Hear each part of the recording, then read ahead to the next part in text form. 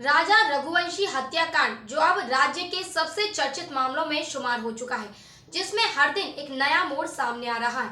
ताजा घटनाक्रम में मृतक राजा रघुवंशी के छोटे भाई विपिन रघुवंशी ने मीडिया से बातचीत के दौरान कई चौंकाने वाले खुलासे किए हैं। उन्होंने आरोप लगाया कि ये कोई सामान्य पारिवारिक विवाद या दुर्घटना नहीं, बल्कि एक पूरी तरह से योजनाबद्ध हत्या थी, जिसमें राजा की पत्नी सोनम की भूमिका पर गंभीर सवाल उठ रहे हैं।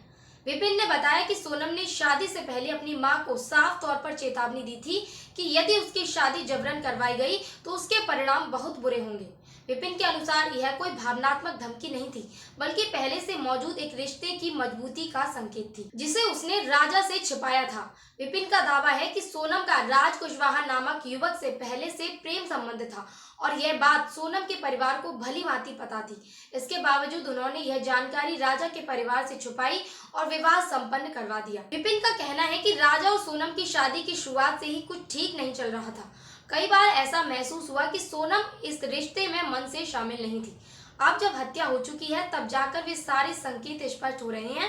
विपिन ने यह भी कहा कि राजा की हत्या महज एक क्षणिक क्रोध का परिणाम नहीं थी, बल्कि इसके पीछे गहरी साजिश है।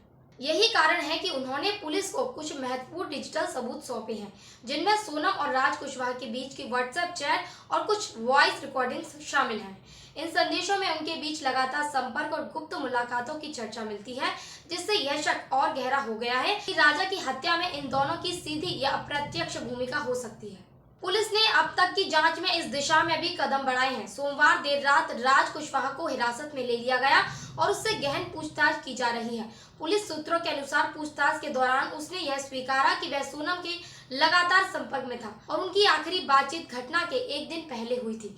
हालांकि अभी तक यह स्पष्ट नहीं हो पाया है कि उसने हत्या में प्रत्यक्ष रूप से हिस्सा लिया या नहीं, लेकिन पुलिस इस बिंदु पर गंभीरता से जांच कर रही है। इस पूरे घटनाक्रम में अब सोनम की भूमिका भी संदिग्ध मानी जा रही है।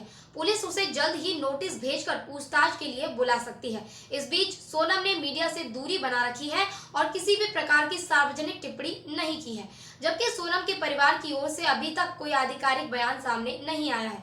राजा के परिवार ने सीधे तौर पर उन्हें दोषी ठहराते हुए मामले की निष्पक्ष जांच की मांग की है।